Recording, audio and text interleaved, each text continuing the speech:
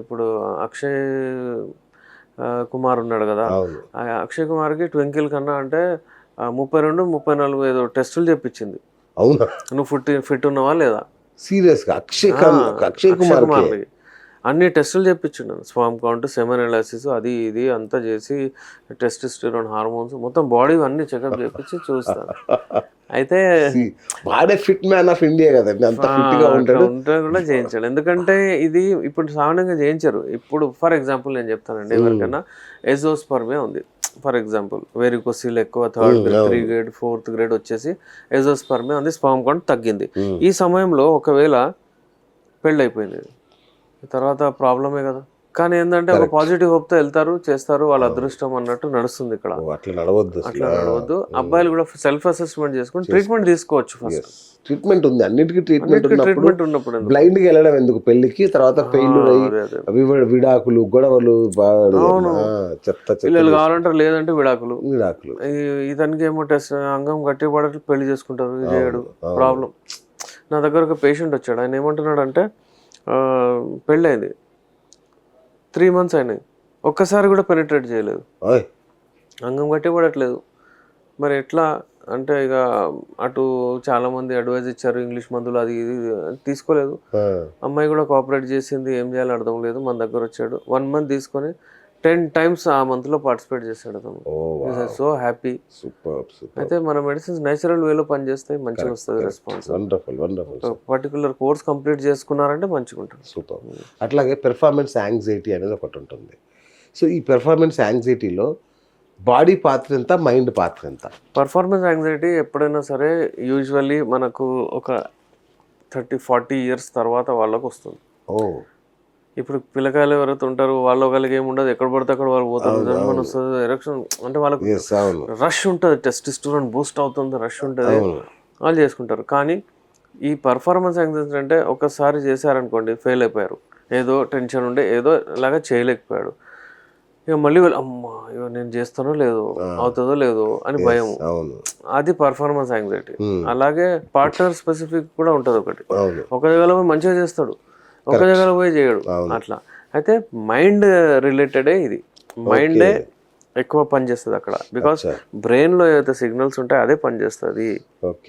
అతను అక్కడ పోతున్నాడు మంచిగా చేస్తున్నాడు, ఇక్కడ పోతున్నా నేను చేయట్లేదు అంటే ఏంటి అర్థము? It is related to brain. అంగం దగ్గర అయితే ఏం ప్రాబ్లం లేదు, అక్కడ చేస్తున్నాడు అంతే. అయితే ఇది రిలేటెడ్ హౌ హీ టేక్స్, అది అమ్మాయి ఇట్లా అయిపోయింది నాకు ప్రాబ్లం, అరే ఎట్లా ఆ రోజు నేను చేయలేకపోయాను, సాటిస్ఫై అవ్వలేదు, అరే మూతి మీద నేను చెప్పేసింది ఇది అంగం చిన్నగా ఉంది అని, ఇలాంటి కేసెస్ వస్తాయి. నాకు సరిపోవట్లేదు అని చెప్తారు. డెఫినెట్లీ అవును, వచ్చే అబ్బాయిలు పరేషాన్ అవుతారు, అక్కడ అతని పర్ఫార్మెన్స్ పోతుంది. అదే అక్కడ మీరు చెప్పినట్లు అంటే ఇక చేయాలంటే భయం అవుతుంది అది. చాలా మంది ఏంటంటే పెళ్లికి ముందు మాస్టర్బేట్ చేస్తారు ఎక్కువ, ఈ హస్తప్రయోగం అనేది ఎక్కువ వేయడం వల్ల పెళ్లి తర్వాత ఒకవేళ అంటే ఫెయిల్ అవుతున్నాడు అనుకోండి, ఒకసారి ఫెయిల్ అయినా చాలా మందికి ఉండే అపోహ ఏంటంటే దానివల్లనే నా మగతనం పోయింది.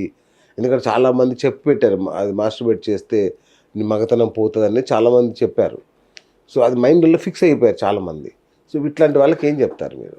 చూడండి, కొంతమంది ఏంటంటే ఉట్టిగానే అదే దాంతోనే మీకు అయింది అని ఒక మిత్. అట్లా ఉండదు. కొంతమంది డాక్టర్స్ అదే హస్తప్రయోగం చేసుకుని అందుకు అయిపోయింది, మెడిసిన్ తీసుకొని లైఫ్ మొత్తం పోయిందని భయపెట్టిస్తారు. అట్లా కాదు. హస్తప్రయోగం యునాని మెడిసిన్ ఎప్పుడు ప్రమోట్ చేయదు. It is not good. నేను కూడా చెప్తాను, అది ఎవరైనా చెప్తారో అవాయిడ్ చేయడమే బెటర్. ఎవరైనా చేసుకున్నారనుకోండి ఫర్ ఎగ్జాంపుల్, భయపడని అవసరం లేదు, ఇట్స్ క్వైట్ నేచురల్. ఎవరైనా చేస్తారు, మీకు దానికి ట్రీట్మెంట్ ఉంది. కొంతమందికి పడదు, నరాలు కొంచెం డ్యామేజ్ అవుతాయి, ఓవర్గా చేసుకుంటారు, అతిగా చేసుకుంటారు. ఒక దినంలో నేను చూశాను 3-4 సార్లు చేసుకుంటారు, వీళ్ళకి ప్రాబ్లం అవుతుంది, వీళ్ళ నరాలు డ్యామేజ్ అవుతాయి, వీళ్ళకు అక్కడ బ్లడ్ వెజల్స్ సరిగా వెళ్ళవు, ఆ బ్లడ్ వెజల్స్లో బ్లడ్ దూసుకెళ్ళదు, వీనస్ లాక్ ఏదైతే ఉంటుందో అది ఖరాబ్ అయిపోతుంది. ఎందుకంటే బ్లడ్ పోతుంది అక్కడ, మీ యాక్ట్ కంప్లీట్ అయ్యే వరకు బ్లడ్ అక్కడే ఉండాలి. ఇది ఫార్ములేషన్ ఎలా ఉందంటే అంగంలో బ్లడ్ వెళ్తుంది. ఇప్పుడు చూడండి, అంగమే, నేను జస్ట్ చిన్న ప్రాసెస్ చెప్తాను, దీంతో మీకు అర్థమవుతుంది హస్తప్రయోగం చేయాలా చేయకూడదా. ఇప్పుడు కార్పోరా స్పాంజెస్ అనేది చాలా డెలికేట్ స్ట్రక్చర్ ఉంటుంది అంగంలో. అలాగే కార్పోరా క్యావర్నస్ అని 2 ఉంటాయి. ఇట్లా 3 స్ట్రక్చర్స్ ఉంటాయి. చిన్నగా ఉంటుంది అంగం, చిన్నగా మెత్తగా ఉన్నప్పుడు ఇవి కూడా చిన్నగా అయిపోతాయి. బట్ ఎప్పుడైతే బ్రెయిన్ నుంచి సిగ్నల్ పోతుందో అక్కడ పోగానే ఇవి బ్లడ్ దూసుకెళ్తుంది, లావ్ అయిపోతాయి. Okay, these are kind of arteries, అంటే ఇక్కడ మంచి బ్లడ్ ఉంటుంది. ఇంకా అక్కడ ఎక్కడైనా సరే రూల్ ఏంటంటే మంచి బ్లడ్ పోయిన తర్వాత అక్కడ ఇచ్చిన తర్వాత మళ్ళీ వేస్ట్ బ్లడ్ వెయిన్స్ ద్వారా వచ్చేస్తాయి, మంచి బ్లడ్ ఆర్టరీస్ ద్వారా పోతుంది. ఇప్పుడు అక్కడ పోయింది బ్లడ్, పోయిన తర్వాత దేవుడు ఏం చేస్తాడంటే అక్కడ వీనస్ లాక్ అని ఉంటుంది, ఆ లాక్ అయిపోతుంది, బ్లడ్ రాదు, అక్కడనే ఉండిపోద్ది బ్లడ్. ఎప్పటి వరకు మీ యాక్ట్ కంప్లీట్ అవ్వదు అప్పటి వరకు బ్లడ్ అక్కడే ఉండాలి, అక్కడే ఉండాలి. అయితే అక్కడే ఉంటే బ్లడ్ ఇక్కడ ఎరెక్షన్ అలాగే ఉంటుంది. ఒకవేళ ఆ లాక్ ఖరాబ్ అయిపోయింది అనుకోండి, అలాగే ఎలా ఖరాబ్ అవుతుంది, ఈ హస్తప్రయోగం చేయడం వలన వీనస్ లాక్ అక్కడ లూజ్ అయిపోతుంది, లాక్ ఖరాబ్ అయిపోతుంది. అలాగే అక్కడ బ్లడ్ వెజల్స్ ఏమవుతున్నాయి అవి అన్నీ డ్యామేజ్ అయిపోతాయి. స్పాంజియోజా, కార్పోరా స్పాంజియోజా చెప్పాను కదా, డ్యామేజ్ అవుతాయి. దానివల్ల బ్లడ్ అందులోకి వెళ్ళదు, అది ఎరెక్షన్స్ మనకు డిజైర్డ్ రావు అట్లా. అయితే హస్తప్రయోగం ఎప్పుడైనా సరే తగ్గించాలి, చేయకూడదు. యూజువలీ చాలా డాక్టర్స్ ఏమంటారంటే అతిగా చేయకూడదు అని. ఇవాళ రేపు కొంతమంది డాక్టర్స్ అయితే చేయొచ్చు ఏం కాదు అంటారు, కొంతమంది చెప్తారు మీకు గిల్ట్, అంతే గిల్ట్ ఉంటుంది ఇంకేం ఉండదు మీరు చేస్తున్నారని, అది క్వైట్ నేచురల్ ఏమైనా ఉంటుంది కాబట్టి బయటికి రావాలి అంతే అని చెప్తారు. కానీ ఒక స్టడీ ప్రకారం ఇప్పుడు చాలా మంది ఎండ్రాలజిస్ట్ కూడా చెప్తున్నారు తప్పు చేయకూడదు, చేస్తే ప్రాబ్లమ్స్ వస్తున్నాయని. ఇంకా అతిగా అని మనం ఒక ఫిక్స్ చేయలేము కదా, చాలా మంది చెప్పలేము.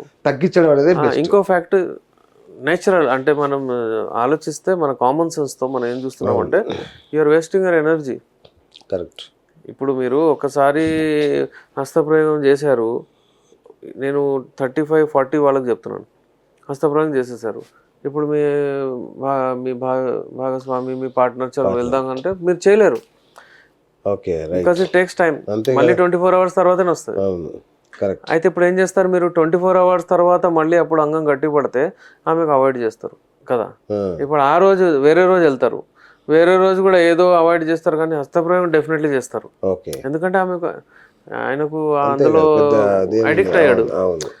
ఇక ఆమె చూసి నేను అదొక ఇంట్రెస్ట్ లేదు, నేను ఎప్పటివరకు చెప్పాలి అది ఇది అని ఈ గొడవలు కూడా వస్తాయి. సో హస్తప్రయోగం ఈజీ, పోవడం కొట్టుకోవడం చేస్తారు నార్మల్లీ, అయితే ఈజీ అయిపోతుంది. అక్కడంటే రెస్పాన్సిబిలిటీ, ఆమెను సాటిస్ఫై చేయడము లేకపోతే ఏదో అంటే కష్టపడము చాలా ఉంటుంది. సో ఇది ఈజీగా తీసుకుంటారు, కానీ అది తప్పు. ఎప్పుడైనా సరే అవాయిడ్ చేస్తే better. Super. Hi friends, thank you for watching this video. ఈ వీడియో గనుక మీకు నచ్చినట్లయితే దయచేసి లైక్ చేయండి, షేర్ చేయండి. ముఖ్యంగా మా ఛానల్ 24/7 న్యూస్ టీవీని సబ్స్క్రైబ్ చేసుకోండి. ఆ తర్వాత మీ విలువైన అభిప్రాయాల్ని, మార్పులు చేర్పులు, కావాల్సిన వీడియో ఏమన్నా ఉంటే మన వీడియో కింద కామెంట్ సెక్షన్లో కామెంట్ రూపంలో తెలియజేయండి. నమస్కారం, సాయిదంచిక మాట్లాడుతున్నాను. ప్లీజ్ సబ్స్క్రైబ్, షేర్, లైక్ చేయండి 24/7 టీవీ ఛానల్. హాయ్ నమస్తే, నేను మీ Sonia Akula. Please subscribe to 24/7 news TV. Hi అండి, అందరికీ నమస్తే. నేను Mankota Prasad. Please do subscribe 24/7 news TV. Political, entertainment and infotainment updates కోసం like, share, subscribe 24/7 news TV.